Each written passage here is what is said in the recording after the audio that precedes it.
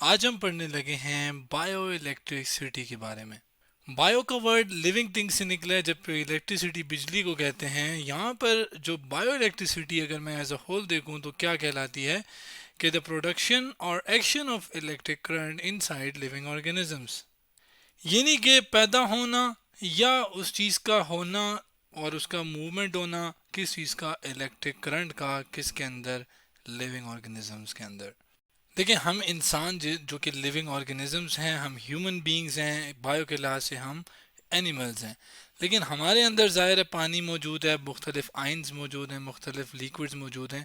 वो जैसे ब्लड है हमारे रगों के अंदर जो मूव करता है, तो ब्लड के अंदर जो आइंस होते हैं जब वो मूव करते हैं तो उससे करंट पैदा होता है। क्यों? क्योंकि करंट हम किसे कहते हैं? करंट हम कहते हैं फ्लो ऑफ चार्ज को, यानी कि जब कोई भी चार्ज जिसके ऊपर पॉजिटिव हो या नेगेटिव, जब वो फ्लो करता है तो आपके पास वो इलेक्ट्रिसिटी पैदा करता है, ये करंट पैदा करता है। जबकि चार्ज की बात करूं तो जब भी एक एटम से अगर आप कोई इलेक्ट्रॉन निकाल दें तो वो चार्ज बन जाता है, या आयन जिसे भी हम कह सकते हैं। क्योंकि ज़ाहिर है हमारे फ्लूइड ब्लड के अंदर या बाकी जो लिक्विड हमारे ह्यूमन बॉडी के अंदर है, हमारे अंदर है, उसके अंदर चार्जेस या आइंस मौजूद होते हैं और वो ज़ाहिर है मूव कर रहे होते हैं सर से पैर, पैर से सर, या ओवरऑल बॉडी बॉडी पूरी बॉडी के अंदर, सॉरी पूरी बॉडी के अंदर। तो वो ज़ाहिर है क्या कहते हैं, मूवमेंट जब चार्जेस का होगा तो वो कोई ना कोई थोड़ा बहुत करंट ज़रूर पैदा करेगा। अब ऐसा नहीं है कि बहुत ज़्यादा करंट पैदा करता है। अब एक ये लिविंग ऑर्गेनिजम्स के अंदर कैसे करंट आता है या कैसे करंट, इलेक्ट्रिक करंट जो है वो पैदा होता है, उसके बारे में हम पढ़ते हैं। उसका असल में ताल्लुक इसके स्ट्रक्चर से है, उसकी डिटेल पर बात करते हैं। देखिए हम सब इंसान, चाहे हम हों जानवर हों, हम सारे एनिमल्स में आते हैं। और एनिमल्स जो हैं, क्या क्या एनिमल बॉडी के अंदर की अगर हम बात करें, वो सारी बॉडी आपके पास किस से मिलकर बनी होती है? सेल से मिलकर बनी होती है। एक एनिमल सेल अगर मैं आपको एक मॉडल से दिखाऊं, जो कि sketchfab.com से वो ये मॉडल दिखाने लगा हूँ मैं, ये आपके पास एक एनिमल सेल का स्ट्रक्चर होता है। इसके अंदर ज़ाहिर है बहुत ज़्यादा चीज़ें होती हैं जो कि आपको नज़र आ रही हैं। अब इसके अंदर अगर आप देखें, इसको मैं अगर जूम इन करूँ तो इसके अंदर ये जो आउटर लेयर आप देख रहे हैं ना, ये वाली, इस लेयर को हम क्या कहते हैं? ये है कहलाती है सेल मेम्ब्रेन। इसको मैं यहाँ पर तस्वीर को ले भी आता हूँ और इसको मैं यहाँ पर लेबल भी कर देता हूँ कि ये क्या कहलाती है। असल में ये कहलाती है सेल मेम्ब्रेन। इसको मैं ये वाली जो आउटर लेयर है, ठीक है, यानी कि जो सेल है ये उसकी आउटर लेयर है जो कि सेल मेम्ब्रेन कहलाती है। असल में जो सेल मेम्ब्रेन है, असल काम सारा इसका होता है। कैसे? असल में ये जो है ये क्या है कि ये एक बैटरी के तौर पर एक्ट करती है इंसान की बॉडी के अंदर। कैसे? देखिए बैटरी का काम क्या होता है? करंट प्रोवाइड करना। लेकिन वो करंट कैसे प्रोवाइड करती है? असल में वो करती क्या है कि एक साइड पे पॉजिटिव और एक साइड पे नेगेटिव को अलग अलग कर लेती है। लाइक पॉजिटिव चार्जेस एक साइड पे होते हैं, नेगेटिव चार्जेस अलग साइड पे होते हैं, ठीक है। और जब हम किसी तार से उसको मिलाते हैं लाइक दिस, अगर हम फर्ज करें उसको तार से बाहर से मिला लें और साथ बीच में कोई चीज़ कनेक्ट कर दें, फर्ज करें बल्ब, तो क्या होता है कि ये जो पॉजिटिव चार्जेस या नेगेटिव चार्जेस, जो कि यहाँ पर नेगेटिव ज़्यादा हैं यहाँ पर नहीं है, तो वो नेगेटिव फ्लो करके यहाँ पर आ जाते हैं। और अगर पॉजिटिव के लिहाज से देखूँ तो पॉजिटिव उठ के नेगेटिव की तरफ आते हैं। जब वो मूव करेंगे तो करंट पैदा करेगा। अब यही काम सेल मेम्ब्रेन कैसे कर रहा है कि सेल मेम्ब्रेन जिसके अंदर वाला हिस्सा ये वाला जो सेल का है, यहाँ पर आपके पास लिक्विड मौजूद होता है। इस बात को मैं यहाँ लिखता हूँ कि होता ये है कि इनसाइड सेल, यानी सेल के अंदर, और सेल से बाहर यानी ये वाला जो जगह होती है, इसके अंदर क्या होता है? एक फ्लूइड मौजूद होता है, लिक्विड कह लें, जो कि अगर मैं इस सेल मेम्ब्रेन के लिहाज से देखूं तो इसके एक साइड पे सेल मेम्ब्रेन के एक और फ्लूइड है, दूसरी साइड पे कोई और फ्लूइड है, या दो फ्लूइड्स को इस सेल मेम्ब्रेन ने अलग अलग करके किया हुआ है। अब इस फ्लूइड के अंदर क्या होते हैं? आयंस मौजूद होते हैं। कौन कौन से आयंस भला मौजूद होते हैं? मुख्तलिफ आयंस होते हैं, जैसे कि सोडियम हो गया, पोटाशियम हो गया, कैल्शियम हो गया और सी क्लोराइड हो गया। ये सब आयंस मौजूद होते हैं किसके? यही फ्लूइड्स के अंदर, ठीक है। यानी कुछ इधर होंगे कुछ उधर होंगे। लेकिन एक मसला ये होता है कि जो तादाद एक फ्लूइड की या एक आयन की एक साइड होती है, उतनी तादाद दूसरी साइड पे नहीं होती। मतलब सोडियम अगर अंदर ज़्यादा है तो बाहर कम है। जिसके बारे में मैं लिख सकता हूँ क्या, कि एक तो आइंस मौजूद हैं, और आइंस के अंदर कौन कौन सी मिसालें हैं, ये मिसालें हमने देख ली हैं सारी। अब इसके बाद क्या है कि आपके पास वो जो आइंस की कंसंट्रेशन है, यानी ये मिकदार आप कह लें किसकी, आइंस की, is not same in side and outside, यानी वो अंदर और बाहर साइड आपके पास जो मिकदार है वो इक्वल नहीं होती। तो जब ऐसा होगा तो बिल्कुल सिमिलर टू बिल्कुल बैटरी, जैसे मैंने बताया था कि बैटरी के अंदर पॉजिटिव अलग नेगेटिव अलग, तो पॉजिटिव इधर कम है तो वो पॉजिटिव इधर आना चाहेंगे, नेगेटिव इधर कम है तो वो उधर जाना चाहेंगे। तो यूं आपके पास क्या है कि वो जो आयंस की जहाँ पे तादाद कम है, सॉरी जहाँ पे ज़्यादा है, वहाँ से वो मेम्ब्रेन के थ्रू बाहर जाना चाहेंगे वहाँ पर जो बाहर है जहाँ पे कम तादाद है। Ions want to move across the membrane, यानी कि यहाँ पे फ़र्ज़ करें, मैं मिसाल आपको देता हूँ कि फ़र्ज़ करें सोडियम के आपके पास दो आयन मौजूद हैं। अब जाहिर है दो तो नहीं होते, ज़्यादा होते हैं, लेकिन मिसाल दे रहा हूँ। और बाहर आपके पास जो है वो एक मौजूद है। तो वो जो दो में से एक है वो क्या करना चाहेगा, वो बाहर जाना चाहेगा। तो वो किधर जाना चाहेगा, इस सेल मेम्ब्रेन के थ्रू। लेकिन जाहिर है सेल मेम्ब्रेन ने रोका होता है। अब क्या फिर सेल मेम्ब्रेन उसे जाने देता है? असल में अगर हम सेल मेम्ब्रेन के अंदर की प्रॉपर स्ट्रक्चर की बात करें तो उसके अंदर भी कुछ होता है। मैं आपको वो दिखाता हूँ एक मॉडल से। ये भी बिल्कुल उसी वेबसाइट से मैंने उठाया, स्केच फैब से। और ये मॉडल असल में है क्या है, सेल मेम्ब्रेन का। अगर इसमें अगर आप देखें तो ये इसी तरह ये सारी चीज़ें ये असल में काम की हैं हमारे पर्पल पर्पल जो कलर नहीं आ रहा, पर्पल इस टाइप का, ऐसे काम की। अगर आप देखें इसके आर पार तो ये एक किस्म का सुराख सा है, देखें सुराख सा, यानी आर पार कोई भी चीज़ जा सकती है।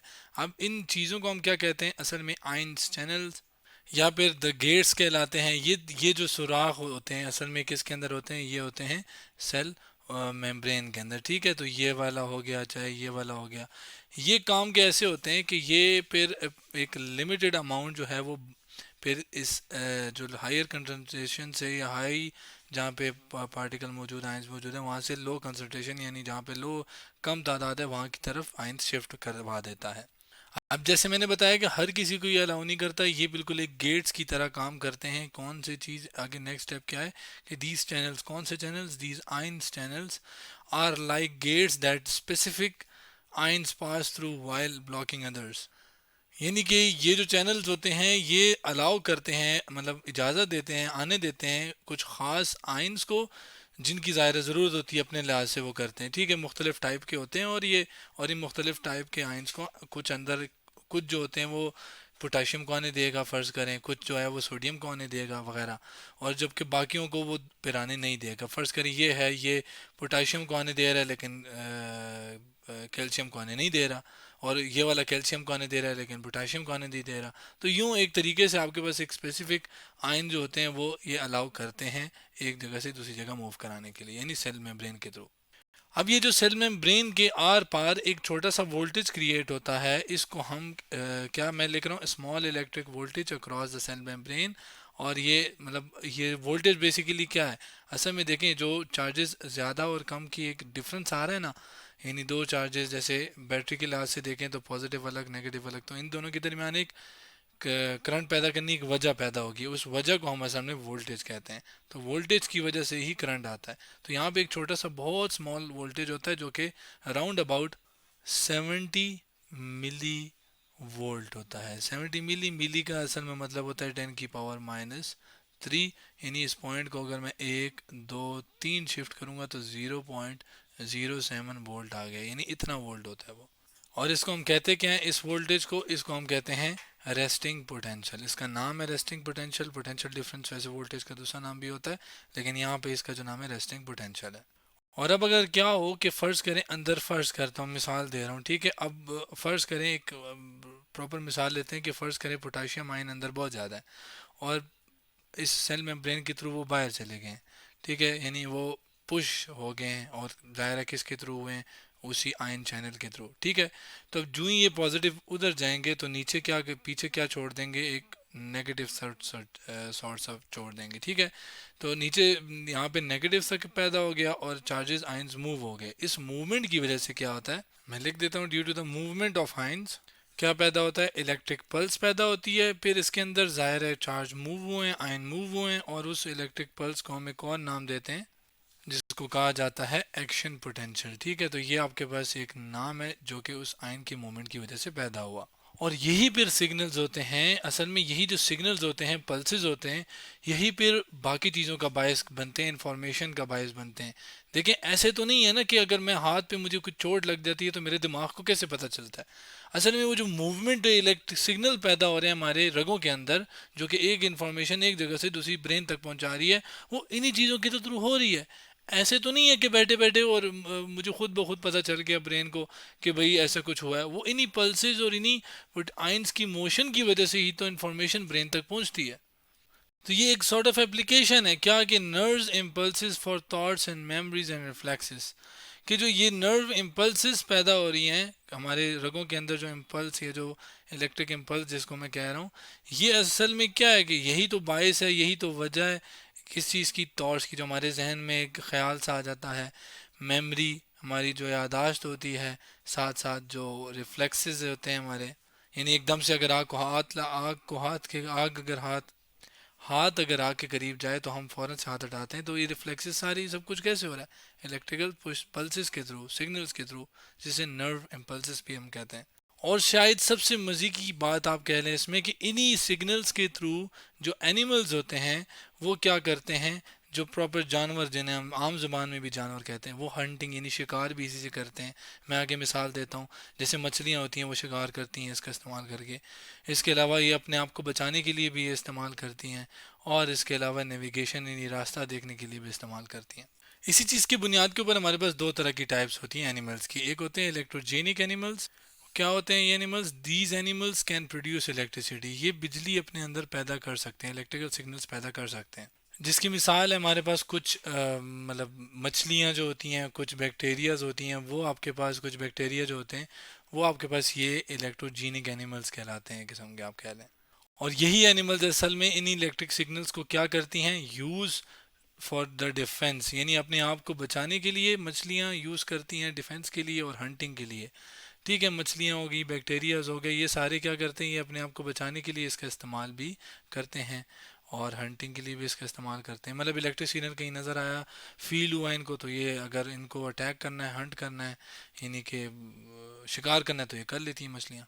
जबकि वो एनिमल्स जो कि इलेक्ट्रिक फील्ड के हूँ या इलेक्ट्रिसिटी का हूँ, एक ही बात है फ़िलहाल अगर इस बात की लिहाज से देखा जाए, तो ये एनिमल्स क्या करते हैं कि ये डिटेक्ट करते हैं किसको, इलेक्ट्रिक फील्ड्स को, किसके अंदर, पानी के अंदर या हवा के अंदर, और इनको क्या कहते हैं, इलेक्ट्रो रिसेप्टिव एनिमल्स।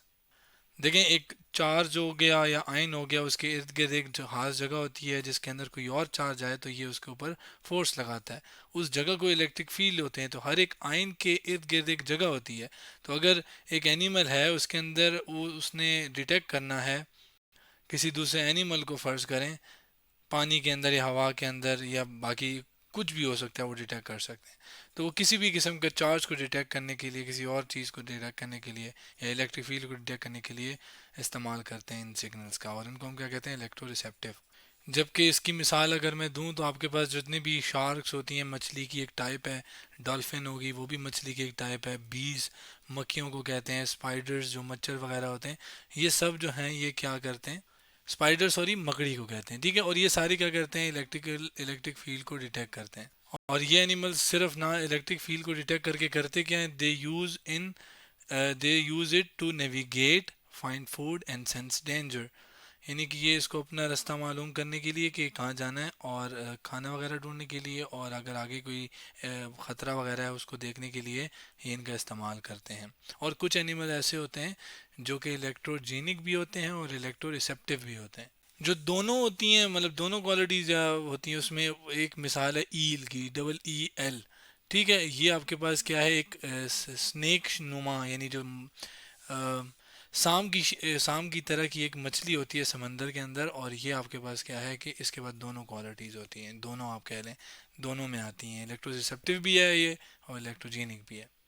तो ये थी हमारे पास बायो इलेक्ट्रिसिटी के बारे में सारी चीज़ें। इनफैक्ट इसके अंदर एक लास्ट चीज़ कि जो अगर मैं एप्लीकेशन यानी इस्तेमालों की बात करूँ तो देखें, इलेक्ट्रिकल सिग्नल का इस्तेमाल करके ही तो हम मुख्तलिफ ECG वगैरह या आप कह लें मुख्तलिफ टेस्ट वगैरह करा लेते हैं इंसान के, जिससे पता लगता है कि अच्छा ये यहाँ पर कितना ब्लड है, या कोई पुर्जा कोई ख़राब वगैरह तो नहीं है, या बाकी आप कह रहे हैं एक मिसाल है। ठीक है, तो बायो इलेक्ट्रिसिटी के बहुत फ़ायदे हैं। तो आज हमने क्या किया, बायो इलेक्ट्रिसिटी के बारे में पढ़ा।